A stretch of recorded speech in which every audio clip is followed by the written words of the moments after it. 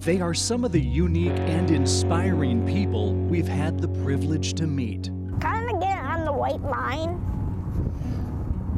and I gotta push, push, push. Their humility, creativity, and passion is one of a kind. I really pride myself in bringing out their spirit in their eyes and their facial expression so that you can feel it when you look at them. They represent the fabric of our small towns. It does give me great joy. I mean, when people call me, oh, can I look at your clocks? Sure. People you remember and respect. Then when I started digging into this genealogy thing, I discovered, good Lord, there are a lot of them. Now, some of the small town stories we've been honored to tell. Welcome and thanks for joining us for this Small Town Special. I'm Jeff Alexander. Every week, somewhere in northeast Wisconsin, photojournalist Michael Bergman and I come across some incredible people. They may be a family member, a friend, or perhaps a neighbor. It's truly a rewarding journey for us, and we are extremely grateful. So now it's time to look back at some of your favorite small town stories from so far this year. And we begin with a Calumet County man who for the past 40 years has given away hundreds of his homemade clocks. And he only started making them after a conversation with his dying brother. Back in January, we traveled to Chilton to meet this generous clockmaker.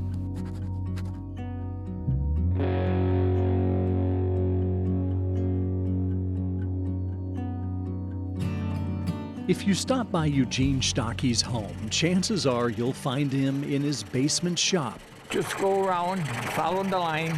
Busy at work. When you get up to the end, you go back. Making his latest creation. I always turn it towards the inside, or you would have a mark on your pattern, just so you don't have nothing.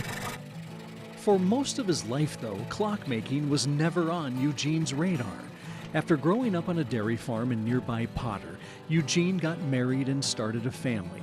He then spent nearly 40 years working for the former Carnation Company in Chilton, always dabbling in woodworking in his free time. But then one day, his brother called, asking for some help on a project in his kitchen. So I went over there around, 9 o'clock. So we got done, it was around noon, had lunch. Then he told me, he says he had cancer and he was going to die in 6 months. Trying to come to grips with the news, Eugene noticed a new clock in his brother's kitchen. And I said, oh, where you get that clock from? He says, oh, I make them. Oh. So, okay. He said, you want a copy? I said, sure, I'll try it. With that pattern, Eugene took his first crack at clockmaking, and this is the result. The next one, a much bigger challenge, and a request from his late wife, Anita. And that was sort of touchy, too. I mean, I made it, but then when they come, the piece had to fit in between there. That had to be exact, or it wouldn't have worked. And But it worked. Yeah, it fitted perfect. I mean, you didn't have to glue it or nothing. I mean, Eugene, but yeah, it was good. Anita loved the clock, and Eugene had found a hobby. Then you can blow it up or make it smaller if you don't like it that big. That made him tick. And I started to get books and everything else, to make, and I make everything. Whatever, something that I thought is good, really, and I enjoyed, and yeah, I make it. Since those first few clocks, Eugene has handcrafted hundreds more with one sole purpose. Yeah. And I give them away. I don't sell any. And people come, they call me up. When I was featured in Our Wisconsin, people called me up. And there was a guy from Texas, he called me up. And the clock was in the book. He says, I need that clock. I says, yeah? He says, I'll pay you for it. I said, you ain't getting it. I says, I don't want nothing for it. You can have it. I'll send it to you. Well, he said, no, I'll pay for it. I said, no, you ain't getting it. He said that 3 times. And then he says, okay. So then I send it to him. And 3 weeks later, he sent me a check, $150. After that feature article, Eugene says other strangers approached him in stores asking about his clocks. You're kind of a celebrity. Yeah, I guess sort of. Over the years, Eugene fine-tuned his clock-making process. And I usually build 3 clocks at a time. Because one, I'm maybe cutting it out, and then I'm gluing on one or staining the other one. It ain't just, it gets sort of boring if you're just working at one all the time, and well, you're maybe gluing something, you can't work at nothing for a day or two. So then I'm working at a different one. Eugene uses either walnut or oak in all of his clocks. These are some of his recent ones, ready for a new home. And I got a little train that goes around in there. A gift from a man who considers time precious and uses his talents to keep track of it. But I love it though, I mean, really, so it's a lot of fun. At 91 years old, Eugene says he still has all kinds of clocks he wants to make and give away. An amazing man with a generous heart. Still to come, meet a Portage County family with an unmatched history as educators. And then how a Suamico first grader's dream came true thanks to his principal and custodian. Welcome back to our Small Town Special. In tracing his family history, a Portage County man came across a very unique connection dating back hundreds of years. He learned there has been a teacher or principal in every generation all the way back to the birth of our nation. Back in February, we paid a visit to Amherst to learn more about this family's tremendous legacy in education. Right along Highway 10, west of Wapaka, there's a little old schoolhouse that still stands today. It's been 64 years since the bell last rang, but for one local family, the Pipe School in Amherst is filled with a history of teachers dating back to 1857. Well, Mother had always talked about it, and it was just sort of in the background, and then as the years went by, I started doing a little digging, going back, and after I retired, I got seriously interested in it. An interest perhaps because Charles Larson fulfilled what seemed to be his destiny. In 1943, he graduated from the Pipe School in an 8th grade class of 2. After attending high school in Wapaka and college at UW River Falls, Charles spent 39 years as an ag teacher in both Cuba City and Wapaka. It's a career he considered a joy. I think the greatest reward is seeing some of the kids that started out as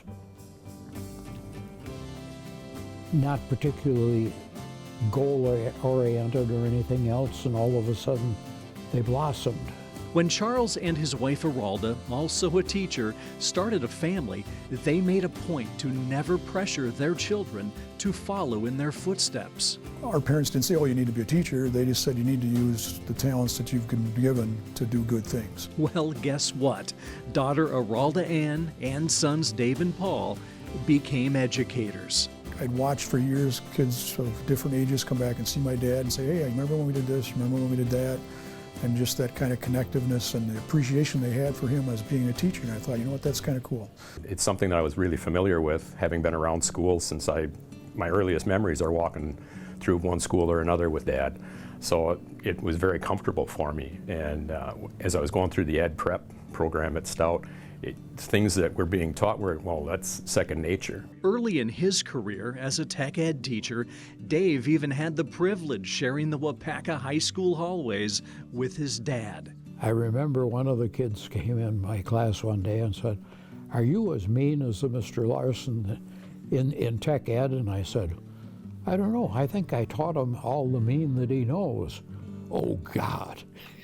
When he retired in 1990, Charles took a deep dive into his family history, and it was only then I found a lot of things that I had no idea about. He discovered a family tree filled with teachers. It just seemed to creep in, and the same thing was true on my wife's side. The Thayers most of them were either teachers or preachers. Thanks to family genealogy books compiled by past and present relatives, Charles learned 10 of his ancestors taught at the Pipe School, and that there were teachers in every generation dating back to his great-great-great-great-grandfather, Phineas Cadwell, who became a teacher after fighting for the Connecticut militia in the Revolutionary War. Was it kind of like a treasure hunt?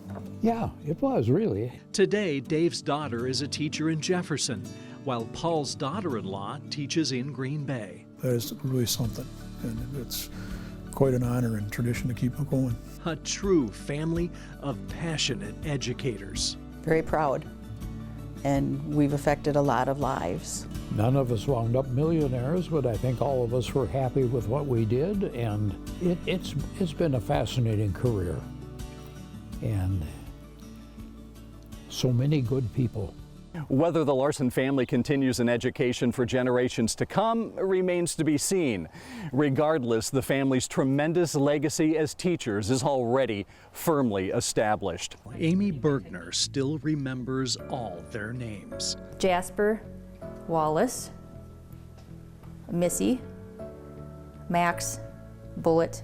As a little girl, Amy knew she had a gift. I used to love to draw horses and unicorns. Garfield and Odie, I love drawing those, but mainly animals, dogs and cats and stuff. So I always doodled in school, and I knew I wanted to do something with it, but I just didn't know what. The revelation finally came 3 years ago when Amy's son was thinking about getting a tattoo and asked her to draw something. I wanted a picture of something that showed strength and endurance. So I thought about it, I drew a lion with a Bible verse. And once I did that, I wanted to do more. So I found a course online that helped you find your niche. So I went through all that, and it came down to pet portraits. After launching a Facebook page, Art by Amy Jo, requests started coming in.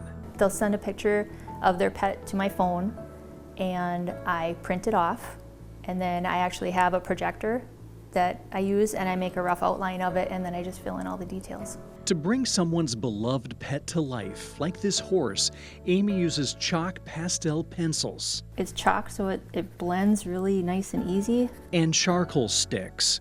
A slice tool adds texture. It'll bring out every little hair. Since she started in 2021, Amy has drawn 70 pets. I've done 50 dogs. I've done, I think, 8 horses, about the same number of cats, and then I did 1 cockatiel, and I did 1 potbelly pig. One of those dogs, Shawano County Canine Getty, who she learned passed away in a post by his handler, Detective Craig Rakoski. I saw that on Facebook, and my heart ached for him because that was his partner, and then that was, he was home with him. So I just wanted to, gift. If I see things like that, I just want to gift them and say, hey, I know it's hard when you lose a pet, and I just want to help, I guess. Law enforcement in general, thankless job. People don't necessarily care. These are, badge numbers, maybe not specific people. And what I guess Amy did, which is amazing, is allowed us to, connect on a level that what I was doing for a profession, she found it to be very noble and decided that she was going to show her talents and provide something that will definitely stay one of the prized canine portions and canine portraits for a very long time. Last year, when her prized paint Sweet Pete died, my initial reaction was, nailed it. Wow. Wow, you nailed it. Mary Lisa Carenza reached out to Amy. So I have this hanging up in my house, and I walk past every day, and it doesn't make me cry, it makes me smile. Oh my God! Often, though, there are tears of joy. It touches people's hearts. I joke around that I'm good at making people cry in a good way. Amy says each portrait takes around 13 hours to complete. There's always a fine line between balancing her art with family life and her full-time job at KI in Bondwell.